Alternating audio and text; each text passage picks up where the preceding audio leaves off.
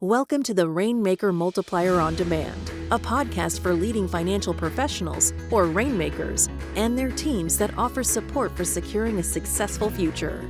From marketing help to staffing structure, listen and subscribe for actionable insights from advisors and skilled professionals alike. Hey everyone, and welcome to another episode of the Rainmaker Multiplier on Demand. I'm your host for today's episode, Dave Alison, and I'm joined by a special guest, Stan Milovancev. Give me it, Stan. The exact formal way. Right. I know I'm Milovancev. Milovancev. Yeah, you can hit the V at the end. That helps if you think you got to end with a V. Milovancev. We're only 7 months into working together. I'm going to get it right at some point here. Milovancev. I got to remember that. Yeah. Milovancev. You got it, brother. Milovancev. There we go. Well, Stan is a CPA and QKA. What is QKA, Stan? That was qualified 401k administrator, but I'm not spending as much time on that, but I had a lot of experience there. Exactly. Well, we're super excited because Stan has joined our team as co-chief executive officer of Prosperity Capital Advisors and of C2P. So as many of you know, Jason and I and a group of others founded C2P about 15 years ago. Jason's been kind of running at the helm as CEO of C2P and Prosperity Capital. Now we're really excited to kind of usher in a new era where Stan is joining kind of in connection with Jason as co-chief executive officer, but Stan brings more than 30 years of leadership experience across accounting, retirement services, insurance, and wealth management. His career spans Ernst & Young, Charles Schwab, Valmark Securities, Sequoia Financial Group, and most recently, CBIZ Investment Advisory Services, where he oversaw a $70 billion RIA platform, known for blending entrepreneurial agility with enterprise discipline. Stan focuses on building people, fostering culture, and guiding Prosperity's growth while staying true to its mission of best interest holistic financial planning. So welcome to the episode today. And I think this is your first podcast with us at C2P, right? Yeah, be gentle with me. It's my first podcast here, Dave. Well, we're recording. It's a Friday morning, and as you can see, a little of my language is already off. So I think we're going to have some fun with this one today. No edits needed, right? Absolutely. We're going to go live in that fashion. Awesome. Well, the topic for today, we have this titled Beyond the Numbers, M&A, Succession, and the Real Questions Advisors Should Be Asking. And, I couldn't think of a better guest for this because I know, just in the time period, let's call it, we were dating before we got married and you officially joined C2P and Prosperity, you had the opportunity to meet Jason, and you spent a number of months talking with Jason all about what the industry is doing right now. We know it's just filled with M&A and big multiples and big checks and aggregation and roll up and, firms that say they're integrating, but they're not integrating. And then, the advisor side of the business, like I have Allison Wealth or the other firms that are on the entrepreneur side of Prosperity Capital, they're looking at, hey, should I be buying and integrating and merging other firms? I think we all see that, organic growth. I think C2P is really, really good at it, but it is challenging. And you're bringing on one client at a time, where if you can go buy a firm, now you're maybe bringing on, 50 or 100 clients at a time. And what I love about the topic of today, that the heading is, it's beyond the numbers, because, I know this is something you've shared a lot of insight with Jason in the time you and he were talking, and you've shared a lot of insight with myself. And, you've got another colleague that you've worked with for a long time, Scott Rister, who also joined Prosperity and C2P with you as co-president with me, and he's got a ton of experience in M&A. So I'm interested to hear, and I know our listeners will be, just, how you think of some of these things that are as we say, beyond the numbers when it comes to M&A and succession. Absolutely. I look forward to chatting through it here, Dave. Awesome. Well, let's jump right in. So, when advisors start thinking about growth through mergers and acquisitions or M&A, it's easy to jump straight to valuation or deal terms. But before any of that, what are some of the first questions an advisor should really be asking themselves? And I would say let's think about this kind of in two contexts. Maybe one is if the advisor is the acquirer, or secondly, maybe there's an advisory firm that's thinking about their own succession and they're looking to maybe integrate with a partner as part of their own succession. So I'm sure the question set, maybe there's a lot of similarity, maybe there's some differences depending on how the deal flow is going. Absolutely. Dave, I will say we are blessed to be in a wonderful industry, right? We have tremendous wind at our back. We have all kinds of success, but that is creating all kinds of second level questions, right? When you have opportunities in front of you, what do you do with them? What do they mean, et cetera? And I will say, and I think you're kind of even the title that you have, I think speaks volumes. The math is the easiest part. It absolutely is. Now, it sometimes whether you're at a party and somebody's talking about a multiple or what's available and how some deals might get structured, that's very interesting. Because you're kind of talking about money and value for something that's been built and blood, sweat, and tears. But that's the easiest part.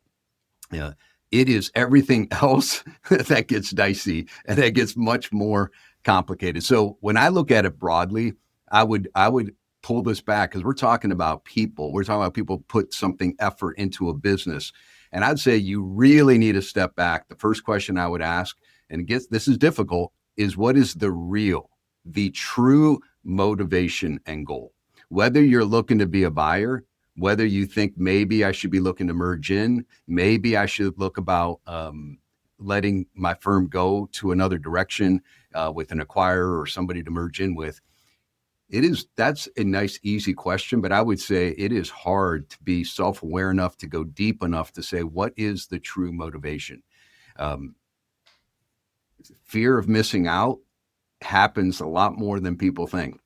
I have good reasons on the surface why I say I want to do it, because I saw a buddy and I saw another buddy and I saw another firm and I read an article and all these cool things are happening. And on the surface, they sound great. So therefore, I have all these reasons, but really, deep down, it's just FOMO. It's fear of missing out. That's not a good enough reason. That won't get you far enough. Might actually get a deal done, but those deals sometimes get unwound because the real rationale, the real motivation is not there. What is my purpose? What is my passion? What am I trying to accomplish? Dave, secondly, and this applies broadly, I would say taking a step back and say, what personal skills may be with the leader, the founder, or a leadership team. What skills got us here? Then what are the skills that are going to be necessary for long-term success? Not just a year from now, not just to get a deal done, whether you're buyer, seller, merging. What are the skills that are going to get us there? We have many wonderful advisors that are fantastic with clients, excellent with clients. Translating that into becoming an acquirer or bringing team on board and integrating is a different skill set. Some may have both. I would submit most of us are not that talented to have all the most complicated skills in the world and able to pull on them on a Tuesday, Wednesday, Thursday. So having that honest assessment of why am I doing this, going a bit deep emotionally, and what skills got us here, what skills are going to be necessary for the bigger future. That includes selling. There's different skills to sell and to let go and to be able to do what's necessary next. Clearly, there's different skills if you want to be an acquirer and bring on another entrepreneur, founder, leader, thinker, decision maker, team, all of that. I think those are the real questions beyond the math, Dave. Yeah, it sounds, I think, the first thing you said, the fear of missing out. Man, it seems like every time we open like investment news, it's like talking about these acquirers and the multiples and the checks. And, I know you've looked at a lot of these deals over, the last 10, 15 years. I've seen a lot of them. And, what you also find out is what you read in the headlines isn't, sometimes what the full deal really looks like. And I think, we all know that as well. So, Dave, that's for sure, absolutely on the math. But what also happens if you get into a safe area, safe zone, you may be sitting by a fire pit with somebody who is a buyer or seller. Even though the deals got done, they will tell you what's, some of the real mistakes and some of if they could unwind it, if they could do this, on both sides of it, because they didn't think it through on the emotional side beyond the math side. It just sounded so cool. And then it's just like when we were young, like it sounds cool. And then we're like, let's go. So yeah, I think you have it, Dave. It's much more than that. And those stories don't get published because they don't get told to a reporter or a journalist. They get told to a friend or a colleague at night. Absolutely. And, I've heard you say this to the executive and leadership team at C2P and to our staff also. I mean, when you think of a company, you've always shared it's really just a culmination of the people in it, right? The company is just the legal wrapper for that. And so I think, to what you shared earlier of, what skills and how did we get to where we are today and what's our goal and objective for how we might want to transition going forward, or, firms that we want to integrate going forward, and making sure people are taken care of, whether it's clients or staff, is incredibly important. I know, as you're well aware in our strategy, we want to be able to be an opportunity for some of our firms if they're looking to integrate or come into our national company at Prosperity. Maybe it's for succession reasons. Maybe it's just because they want to focus on their unique ability and not have to manage a business. They want to be a great advisor. And I think, Jason and I realized, we didn't have necessarily the experience of, what got C2P from, 15 years ago to where we are today is not necessarily, what's going to be able to truly integrate a strategy like that going forward. And so, we made huge investments in bringing, individuals like yourself and Scott on board to help. And so I think it just goes into, understanding where you came from and what got you to where you are and now where you're looking to go into the future. Yeah, I think that's well said, Dave. I'll pick up on another theme that you shared there. When you and I chatted, and this is a credit to you, and this gets into what's the real motivation. Well, I'd ask you things like what would be your biggest passion on a Tuesday morning, when you wake up, right? And even you personally said, well, God gave you enough talent that you can do a lot. But your passion is, man, driving all of the financial planning, legacy, estate planning, where this industry is going. How do we help families that have complex needs? That, knowing what is like beyond motivating, that's what's necessary for long-term success. It is a collection of a team. Somebody's a hand, somebody's a knee, somebody's eyes, somebody's ears. It only works together. And understanding passion, skills, those are the firms going to be successful. But when we kind of pretend because we think that's what somebody wants from us or it's an expectation on us, that's never going to end well in an M&A type approach. Yeah. So, we'll talk about maybe who should be thinking about this, but let's maybe start with, who shouldn't be. As we know, not every advisor should be pursuing M&A. And so from your experience, what are the most compelling reasons someone might consider a merger or an acquisition in the first place? Yeah, and obviously a good question. I think that one is critical. You have to ask that question.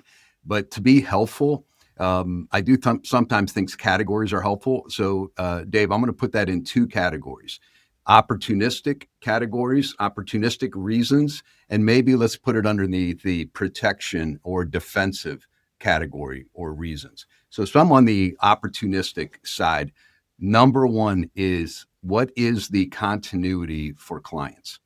We like to talk about being fiduciaries for our clients, and that ends up having more of a moment in time feel all too often. We're like, I have a meeting with the client. I have to have a good financial plan. My advice has to be in their best interest and for them. I have to act as a fiduciary for them and their families. And as long as our investments this month, this quarter, this year, and our structure and our plan seem to work, we might feel comfortable with ourselves that we've done our job. But I think to be a true fiduciary, you got to be thinking 10 years, 20, 30, 50 years out. What happens when I'm not here? When you set up a trust, right, you have all of that. What happens first? What happens second? What happens third? In the what if this happens? What if this catastrophe? So thinking that way, we've maybe got a little lost. Maybe it's because of just time in a day, because the challenges of life, both personal and professional. We might want to think that way, but the number one reason is, how does this affect our clients 20 years from now, 30 years from now, 50, when we're gone? When we are not practicing, are we still set them up for the proper fiduciary services that their family, their children, their nieces, nephews, et cetera, are going to need? So I think the opportunistic one is family, in continuity for our clients. I would continue, though, access to scale, access to technology, tools, and solutions. The world is changing. We all know that, except here's the thing that is scary. It's changing faster, and every day it's changing faster and faster. And it is like a wheel that's spinning. And once that momentum is going, so being able to keep up with changing technology, change, in all of the tools, investment opportunities, all the different things that are happening, that's a big task. So combining with others that have a different skill set, different opportunity, different platform, different reach is important. Dave, you've heard me say this. I say this a lot because usually I'm reminding myself. Often people look at scale as a bad word. We need to, in this industry, reframe scale as our friend. Scale is our friend. It's not just getting bigger, for the sake of bigger or for a valuation or some number. It is getting bigger if bigger means better. If we have access to things we can't have reach for, if we can get cost reductions, if we can get platform access, and we can provide value to our clients. Attraction for talent. If you getting real talent in the right way, we might even start to put AI in there. I don't know where to put AI in, as talent or as in technology, but it's going to skim both. Both ways. Yeah, We won't know which is which. Yeah, some days we won't know, but getting that talent and the ability to do that, to train up, to retain, to coach up, those are opportunistic reasons. I'll hit briefly maybe the defensive or protection side as well. And we get into, again, a little bit of the honesty and self inspection and introspection. Where's my energy? My energy might be good today, but if I'm on, I don't know where my energy is going to be 3 years from now, 5 years from now, what's going to happen? Have I invested in a bench, in a team of talent, and that can happen and survive and serve my clients without me? If the answer to that is, and those are not 1 year fixes. Those are multi-year fixes. And I have good energy right now. I have good health right now. I feel super motivated. But one of the things I've seen is when that shifts, it shifts fast. It's not like, over the next 10 years, I can feel I'm going to lose 3% of my energy or 3% of my health. It's like all of a sudden, my health is not there, my energy is not there, and all the things I need to do. So knowing that, getting ahead of that, I think is wise, and it's appropriate, honestly. So I would feel that they fall under those two categories. And I'm wondering if that makes sense to you, Dave, how they kind of hit opportunistic and protectionistic. It totally does. And I mean, I can think about my own, individual practice with Alison Wealth. I think there's, a crossover actually between those two buckets. I think for advisors, there's some advisors out there that just want to build a small boutique niche lifestyle firm. Maybe like they're in their local community and they specialize in working with attorneys, and a lot of their clients come from this one law firm, and they maybe have one part-time assistant and they make a decent income to support their lifestyle. They don't need to build enterprise value. They're saving money. They're building up their own retirement assets. They've got life insurance on themselves if something were to happen to protect their family. And they just they like kind of living on easy street with that income, serving those clients. And that's one way to kind of operate in our industry. We all know it, but the reality of it is when that advisor's gone, their clients are just going to disperse, or, those clients might start seeking more resources, capabilities, expertise, and that sole practitioner is not going to be able to do it. But if that's what you're looking for, I think, M&A is probably not right for you. But I think of Alison Wealth Management And we almost started like as that about 5 years ago, like very niche, working with tech workers in Silicon Valley, ultra high net worth, a couple clients a year. Jason always used to joke and say it was like a side hustle because my main focus was in building C2P. I was just, having fun with the processes that I was helping, teach at C2P and implementing it with this small group of clients. But what ended up happening is over the last 5 years, we've put about $200 to $300 million under management. We actually have a pretty nice business. It's not just that side hustle anymore. We have a team in place.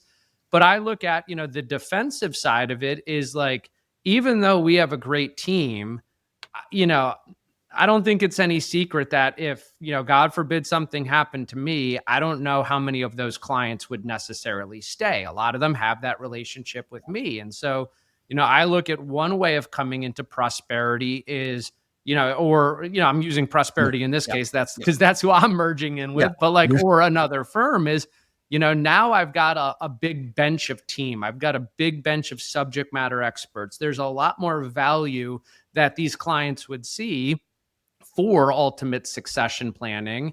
But then the second thing I look at from an opportunistic side is I know where my unique ability is. It's typically meeting with clients that are like $20 million plus that have really complex things going on. And, I run into one or two or three of those clients a year at Allison Wealth Management. And maybe if I run into three, maybe we convert one of them and it makes for a good year, right? But at Prosperity, they're running into a lot more of those types of clients where they can bring me in and I could focus on my highest value work and the things that just kind of drive my personal fulfillment engine. And, that's a huge opportunity. So I think maybe, there's a heavier weighting in one bucket or another. For me, like, the defensive bucket, I'm not looking to go anywhere. I'm 41. I want to do this, until I can't do this anymore for whatever reason that is, but hopefully that's a long, long time from now. But, I think there's a good kind of teeter totter between those two things. David, you got it. Let me pick up on the thread there. And we hit the lifestyle kind of practice.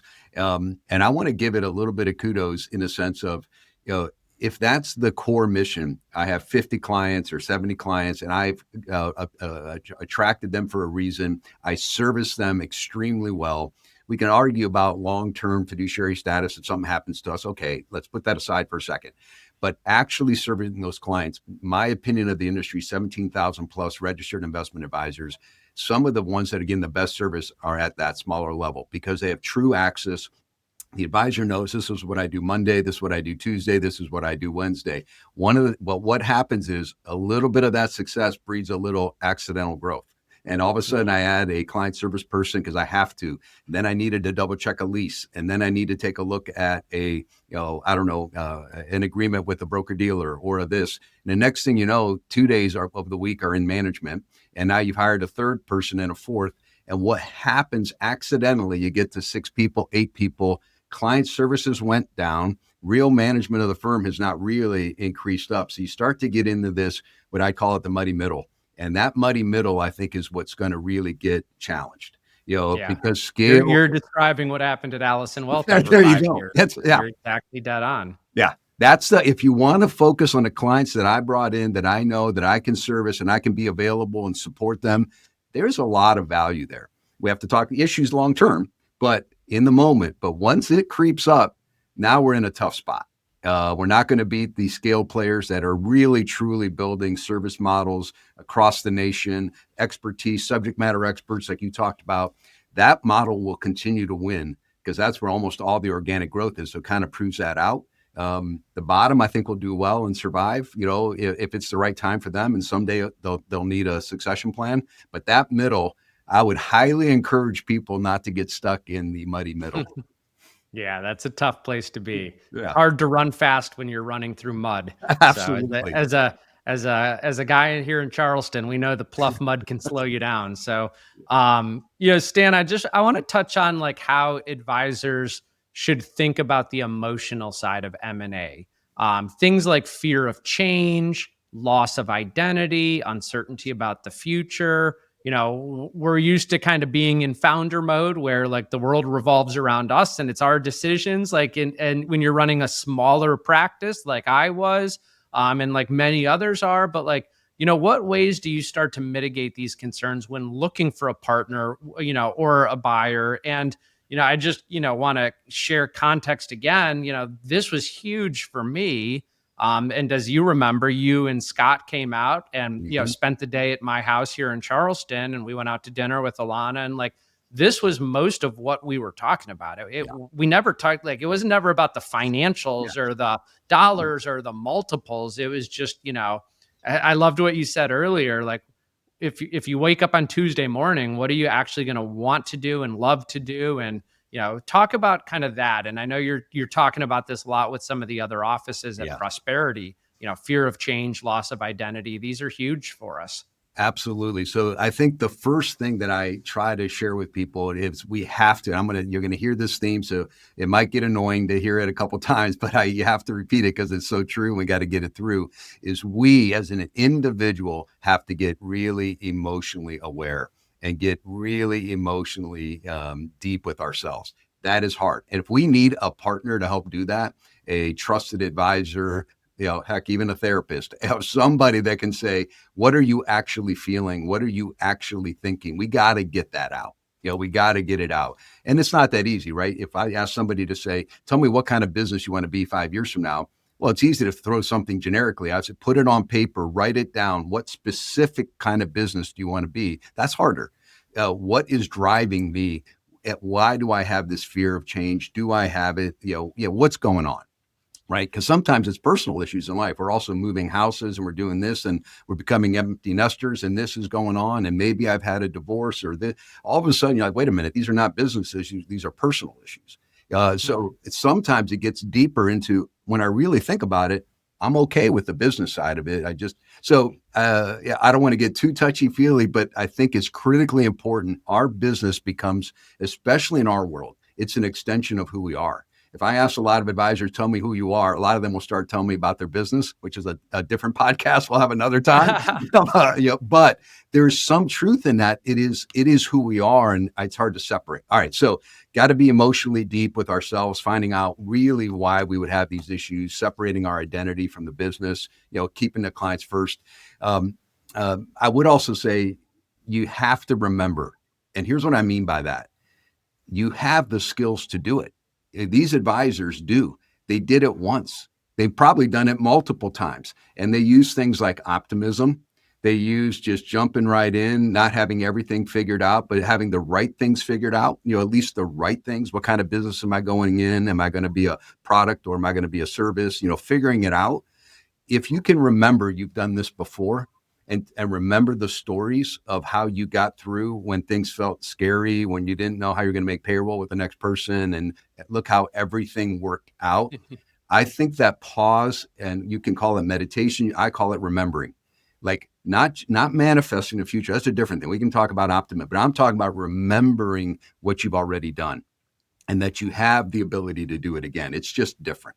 All right. So I would say we do need to also think about not who is our partner. That's important. We'll talk about that, but being the right kind of partner. So if we need to integrate two firms, let's just say we're merging in.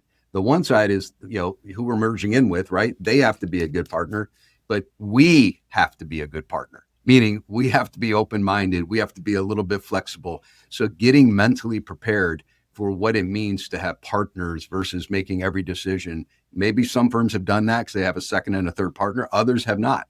So I would say one of the things, Dave, is focusing on ourselves. If I can become the best version of myself, a good partner, not always having to be right, not having to make all the decisions, those are really important. I'm going to give you just two other quick ones. One is, I would say this is a tactical one.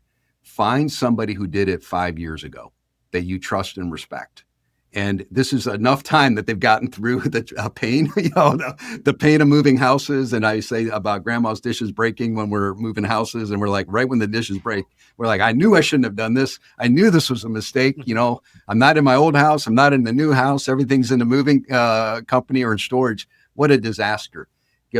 Go when you're 5 years into the new house and it's settled a little and you've adjusted it and the pain is gone, talk to a trusted individual, not just anybody, a trusted, respected individual, and see how they feel afterwards. So find somebody, and I would say about 5 years out, 15 years out, their memory is going to be a little bit and everything is going to be, it was no problem. It was a piece of cake, 5 years. And I'm serious about that. Find a 5-year trusted person who's went through it with all the warts and bumps, and it will be encouraging for those that did it for the right reasons, et cetera. And lastly, if you want to put a big sign up at your house or a big bullseye, put clients. If I'm doing this for the benefit of clients, and as Dave said, all a company is a legal structure around humans and people. Is this better for my team? Is this better for my clients? I'd start with clients. If it's better for your clients, we'll likely be able to grow. We'll be able to serve. We'll be able to retain clients. Our team will likely be able to grow and create the careers that they want and have the financial opportunities and abilities to do their subject matter expertise. And then lastly, you might think about shareholders too. Does this help, shareholders ultimately too, to have true value? Keep that client in mind. It becomes a North Star and it can create energy to do the hard thing.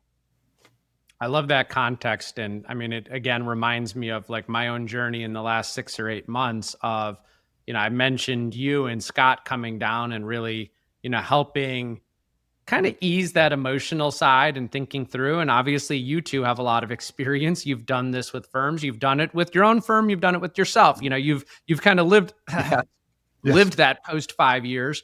But the other thing for me, and you mentioned this is like a sounding board, I can honestly sit here and say the biggest driving force for me was I'm an entrepreneurs organization. And if you're familiar with that, we do a forum every month. So I have my forum mates. They're 5 or 6 other business owners, none of them in our business, but it's just a group of us that, kind of no holds bar. We talk about anything and everything, and we challenge each other and we push each other. And, I had this conversation with them, and it was a lot of the stuff you're now talking about in hindsight. What is the fear? What's the loss of identity? What's the uncertainty?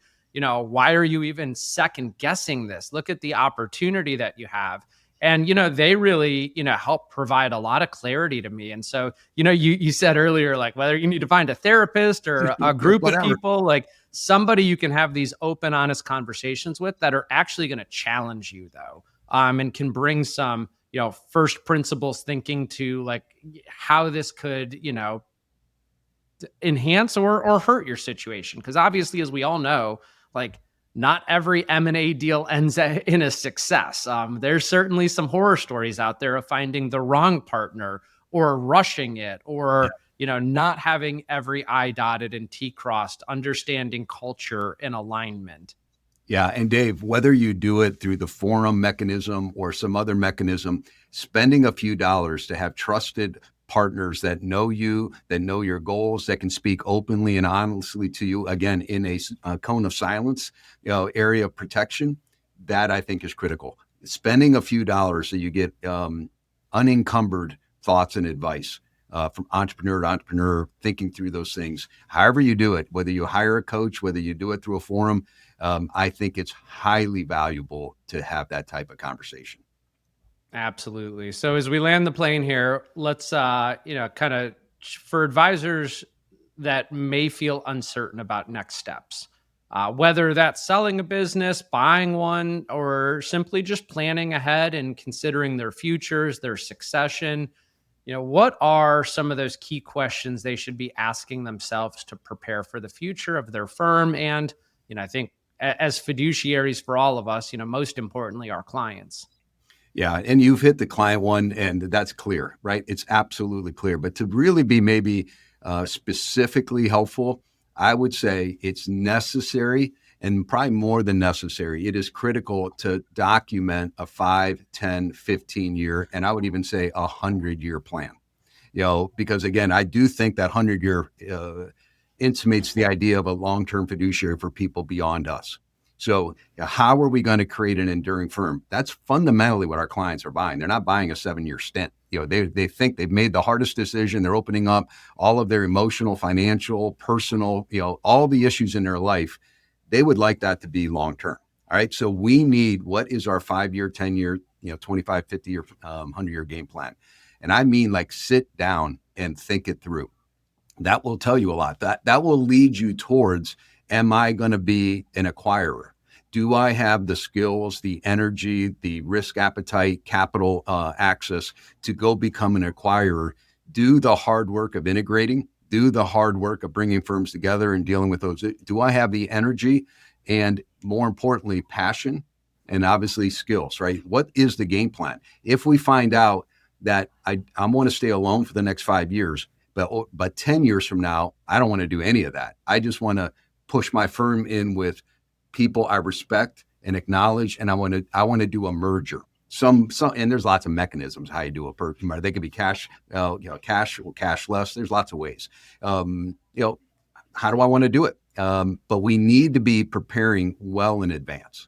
If we have a 10-year strategy out, if, praise God, our health is good, energy is good, vision is good, for where we're going as a firm and in this industry, you take the next couple of years and enjoy it, but at some point we have to document where we're going, because if we don't know where we're going, right, any place is the right place, and that's not where we want to go. So I would be very specific on saying, helping individuals. If I was talking to somebody, not me telling you who you should be, you tell me what your vision is, and if once you have it, you'll know it in your gut. When you're still struggling, is that my vision? You don't have it yet. And that's okay. It takes a long time. So do the hard work to have a vision. See if you have all the factors. Then once you have a vision, what's the risk appetite, capital exposure, team members, et cetera. If you want to work with others long-term in whatever capacity, buying, selling, merging, I would ask you this question: are you already learning how to let go? If you are not learning how to let go and you have not mastered that skill, I don't care what side of the equation you are, it will be a lot bumpier than you think. So if you're bringing in some entrepreneurs and you can't let go to them because they have a skill set that you don't have, they have a talent you don't have, you're supposed to be coming together for enhanced value, not the exact same skill set. So therefore, you're going to have people brighter than you in almost every category except the one category where you excel. And if you're super amazing, maybe you can be 2 out of 10, but in general, we need to be practicing way in advance what it means to lift up others, to have others lead. So if we want an internal succession, that means we'd be letting going to our G2, right? And early and often, meaning they make a lot of mistakes, right? If we want to let go sideways, we got to learn how to let go to others. If we want to acquire, we're still going to have to let go. So that's probably one that I think creates a lot of challenge post-deal. People have not lifted that muscle, and now they have a 400-pound weight in front of them, and they have to lift it, and the muscle's not ready, and they throw out the back, and we got big problems. Last thing I would say, Dave, is we talked a little bit about having a coach or trusted advisor. I would do that. But the last thing I would say is, in the industry, some potential people you trust and respect, even if there's not a deal in the midst, create some real deep relationships. You don't need hundreds of them, but you might need a half a dozen people you can talk to, trust, put the energy and time in. And again, there's different ways to do that. We're fortunate in our broad team. I mean, the relationships are so deep. The conversations are so real and so raw and so meaningful and purposeful.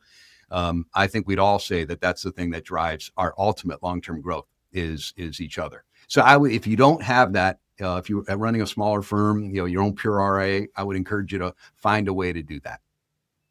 That's great advice. Well, Stan Milovancev, I appreciate the time today. This was great. I got it right there, right? Nailed it, right? Nailed it. So this was super helpful. I mean, everything that you shared is relevant. Whether you have a long ways out and you're still in total growth mode and you want to build it on your own, or whether you're thinking about succession or just want to be part of something bigger than yourself. I think all these things are great questions to start asking. So I appreciate your insight and so happy to have you on the team here. Thank you, Dave. I appreciate working with you, and it was really fun chatting here today. All right. Well, stay tuned for the next episode, and we'll see everybody there. Thanks for tuning in. This podcast was brought to you by C2P, an organization whose purpose is to educate, train, grow, and support holistic financial advisors so families can achieve true prosperity. Never miss an episode by subscribing now to discover new resources and strategies. Visit c2penterprises.com to learn how we can help scale and secure your business. At the time of delivery and any subsequent publishing, information was deemed reliable but is subject to change by the time of listening or viewing. The contents of this piece include options and projections of C2P, are subject to change, and are for informational purposes only. The information provided in this presentation is not intended to be individual investment, tax, or legal advice.